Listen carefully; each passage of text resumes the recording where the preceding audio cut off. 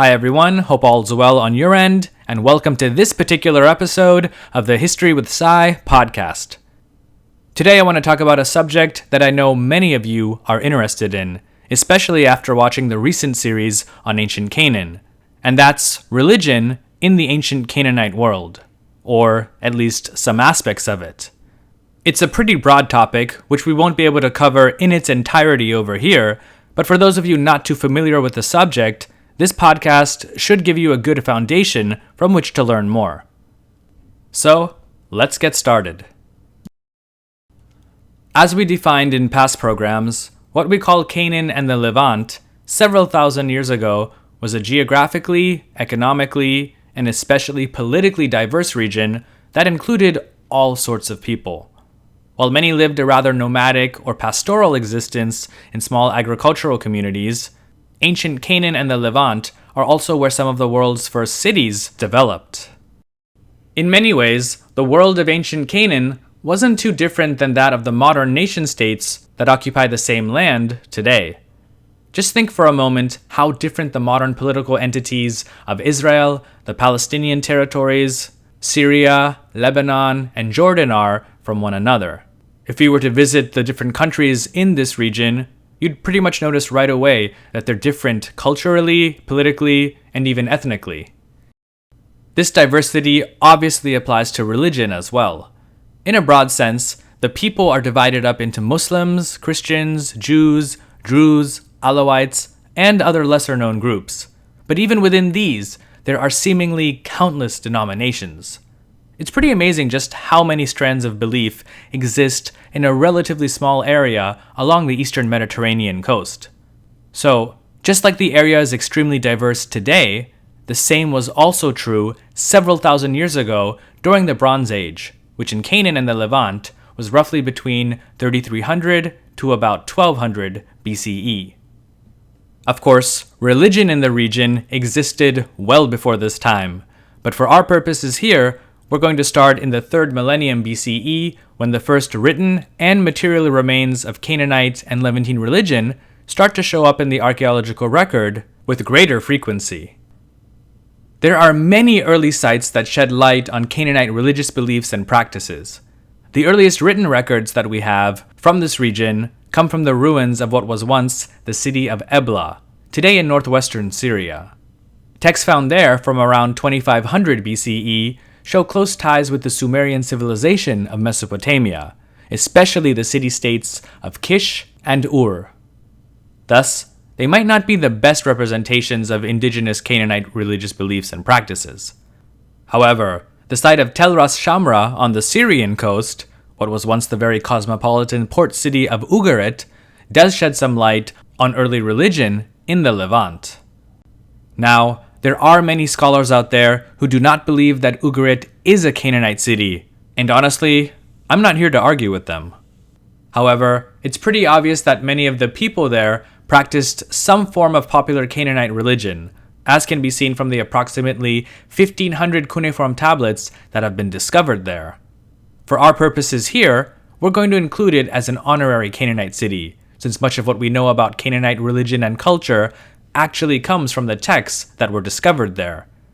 Other Bronze Age sites that have helped archaeologists and scholars unlock the mysteries of Canaanite religion include Hatzor, Lachish, Megiddo, Gezer, Ain Dara, and Alak, just to name a few. While religious beliefs and practices varied by region, there were some overall characteristics that most of them shared, which will be the focus in this program. Like believers of other religious traditions, especially those of ancient Mesopotamia, Canaanites believed their gods and goddesses, along with other deities, actually inhabited the world in which humans lived in. These gods were ever present in all of the phenomena that took place in the world, whether it was some mundane matter or a cataclysmic event. Everything from the birth of a newborn child, sickness, drought, a rainstorm, a flood, sunshine, or an earthquake, for better or for worse, was the doing of some deity. The gods, goddesses, and lesser spirits were always at work in the world. This, though, didn't mean that they were necessarily entangled within it. Being divine, and in most cases immortal, they were well above and beyond mere humans. Even though they technically did inhabit the world, they generally lived at its fringes. For example, at the top of a faraway, unclimbable mountain, or well into the distant horizon, where heaven and earth met. The god Baal, the patron of the city of Ugarit and a popular Canaanite and later Phoenician deity, had his mythological palace on Mount Zephon, the peak that locals today call Jebel al-Akra. His father, El, was said to live at the source of two cosmic rivers at the end of the universe. Such locations made the gods generally out of the reach of humans, though as we'll soon see, there were ways in which men, women, and children could commune with these higher powers. Though I said that the gods and goddesses of ancient Canaan were above and beyond humans, they still had many human-like characteristics. Their bodies, though larger and often with special features, such as an extra set of eyes or arms, were pretty much like human bodies. They were capable of thought and could be quite stubborn with wills of their own. And, like humans, they were emotional creatures. The main and most obvious differences between the gods and humanity had to do with their greater power as well as permanence. Gods and goddesses were mostly immortal. They were generally, though not always, more intelligent, and of course, they had the power to control natural phenomena that humans depended on for their very livelihood. It was the gods who granted good health, many offspring, good harvests, the accumulation of wealth, and success in battle. The opposite, however, was also true if the gods were angered or provoked. The Canaanite peoples, like those in other parts of the world at the time, knew that they were at the mercy of their gods and goddesses, and so it was in their best interest not to displease them. So, let's take a look at some of these gods and goddesses. The oldest known pantheon in the Canaanite Levantine region comes from the city of Ebla. Its main or most powerful deity was the god Dagon, who was given the title Lord of the Land. In texts from the ancient city of Imar, in the Levant, he's given the title Lord of the Cattle, as well as Lord of the Seeds, implying that he was associated with farming and animal husbandry. In many of the same texts, Dagon is also portrayed as a warrior, and given the title Lord of the Military Camp. Of the other 40 or so gods that appear in texts from Ebla, the next most popular deity in their pantheon was Ada, also known in many areas east of Canaan as Adu, Adad, or Hadad. He was the storm god. In one text, he's said to be the son of Dagon. However, eventually, Ada would assume a new, more popular name, especially in Ugarit and along the Levantine coast. That name would be Baal. Another important god that shows up quite often in texts from Ugarit is El. Technically, the name El was both a generic word for any god and also the specific name of the creator god. He's often called the father of humanity and the creator of the earth. In Canaanite tradition, he's also the father of the gods and goddesses, 70 of whom form a sort of divine council. El's wife was Asherah, the mother of the gods and a deity who seemed to show favor towards humans, unlike her husband, who at times was seen as aloof when it came to the affairs of the world. In addition to Asherah, there were many other goddesses that made up the Canaanite pantheon. Two of the more important or popular ones were Astarte, a goddess most commonly associated with the sea, and Anat, the sister of Baal. Although a number of Canaanite deities were recognized and worshipped throughout the region, every town, city, tribe, or nation generally singled out one or two gods or goddesses to be its patron. Often, these deities would be further personalized, with their names being followed by a topographical specification, making them distinct or separate manifestations of a particular god or goddess. For example, to his worshippers, the god Adad of Aleppo was not the same as Adad of Damascus. The reasons as to why or how a particular society chose one god over another to be its patron isn't known. there may have been many reasons that were dependent upon local conditions. For example, if a community relied heavily on farming, they may have adopted Dagon, known as the god of the land, to be their patron. If they were a more martial society, then perhaps a manifestation of the god Adad or the goddess Anat were adopted as their patron. However, once a deity was chosen, the community made a covenant with it. That basically meant that they would swear loyalty to that god or goddess and carry out whatever sacrifices or religious rituals were required by their respective deity in return for his or her protection. The god or goddess then became the national deity of that particular community or nation. Though their existence was recognized, all other deities thus became inferior to the national deity, with devotion to the national god or goddess becoming a sign of political allegiance and patriotism towards the community. In return for such devotion, the deity would fight the community's battles for it. Thus, it was Chemosh who fought the battles for the Moabites, Baal for the people of Ugarit, Dagon for the various Philistine city-states, and Yahweh for the Israelites. Due to its political implications, it's not surprising that the ruler, whether he was a chieftain or a king, held an important, if not vital, role in the official religious cult of his people.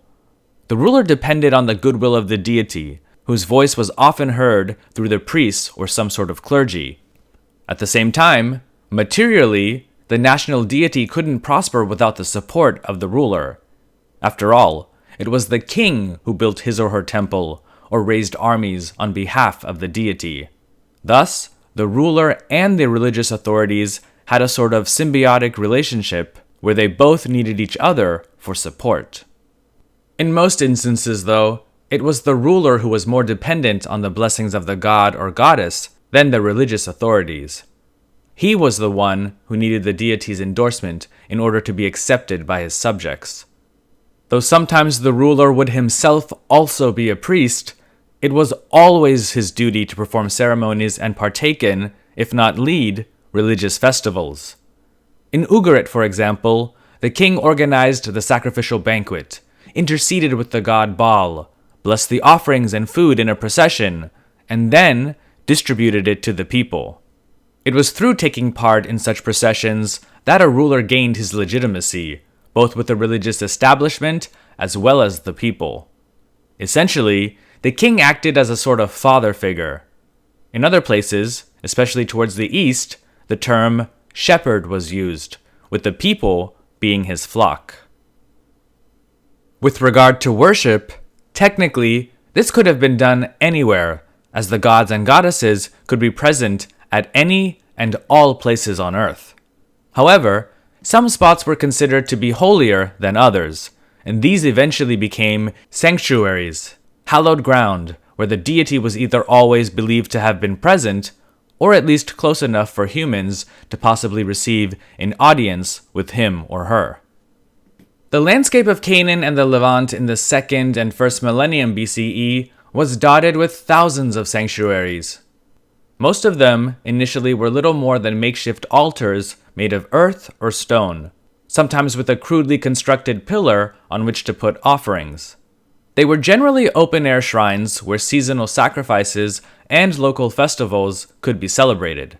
Most of these consecrated areas were outside of any nearby settlements or towns. In many cases, they were near a spring, well, or tree. These early shrines generally were also devoid of any statues or images depicting any particular deity. This was in contrast to cities. While many of the holy sites here may have started as open-air sanctuaries, eventually, on top or around these, more elaborate structures, known as temples, were built. These were literally deemed to be the earthly homes of the respective god or goddess. In fact, archaeologists at times have often had difficulty determining exactly which structures were temples and which were just large dwellings of upper-class individuals or kings.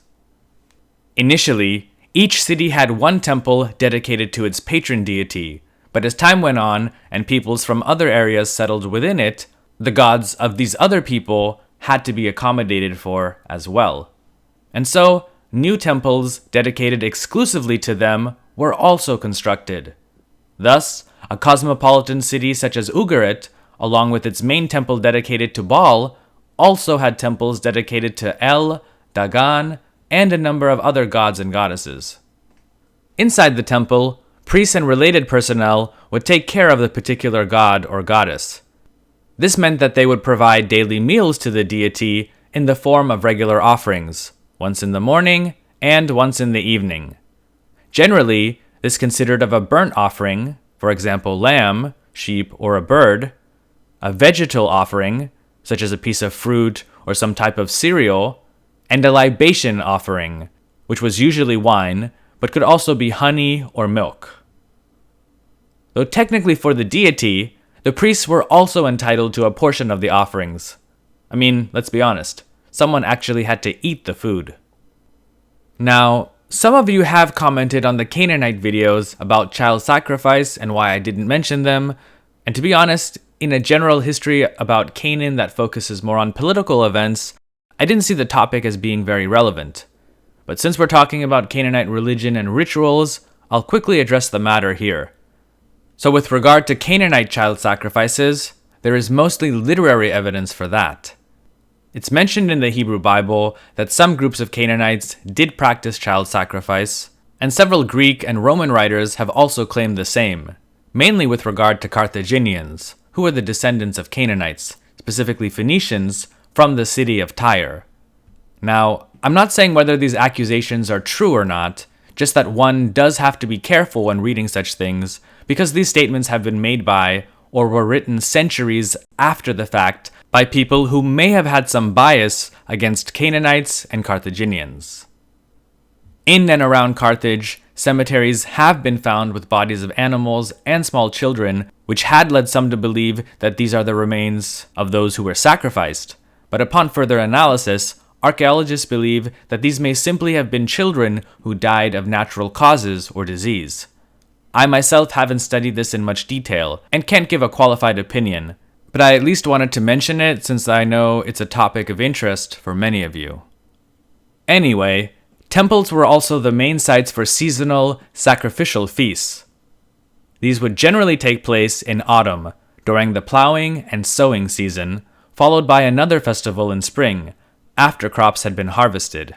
There were also monthly festivals that were based on the phases of the moon. Along with sacrifices were more devotional forms of worship, such as the chanting of hymns in praise of the deity or petitions for aid.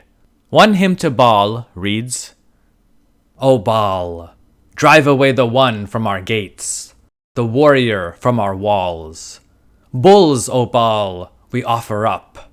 Vows, Baal, we will pay. Male animals, Baal, we will offer up. Sacrifices, Baal, we will perform. A banquet, Baal, we will serve. To the sanctuary, Baal, we will go up. The paths to the temple, Baal, we will walk." In general, most temples were open to all people, provided that they brought some sort of offering.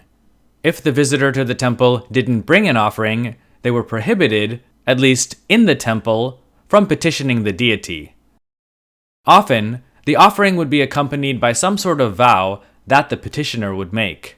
For example, a barren woman may petition a god or goddess to help her conceive a child, usually a son, followed by a vow not to eat meat for a specified period of time. In addition, most Canaanite temples had non-religious functions as well. Since some priests also acted as judges, disputes were often brought to the temple for arbitration, especially in cases where the facts were uncertain. Temples also played an economic role in most Canaanite societies. To start with, they were huge moneymakers and acquired stocks of gold, silver, precious stones, and other valuables which were often referred to in texts as their treasures. The source of these mostly came from spoils of war, gifts and donations from individuals, taxes that the temple levied, and income from temple-owned properties and farms. This accumulated capital was used for a variety of purposes, including providing funds for the destitute, especially widows, who were seen as a very vulnerable part of ancient society. Many temples also functioned as banks by providing seed or venture capital for farmers and merchants in the form of loans, most of which were interest-free. So, I hope that this short program gives you a glimpse of the development and role of religion in Canaanite and Levantine society. In the near future, I'll also put out a program on Phoenician religion. Thanks so much for listening. I really appreciate it. Check out my YouTube channel for more programs on all facets of ancient history. You can also follow History with Sai on Instagram, Facebook, and Twitter. Thanks again, and I'll catch you in the next episode. Take care and stay safe.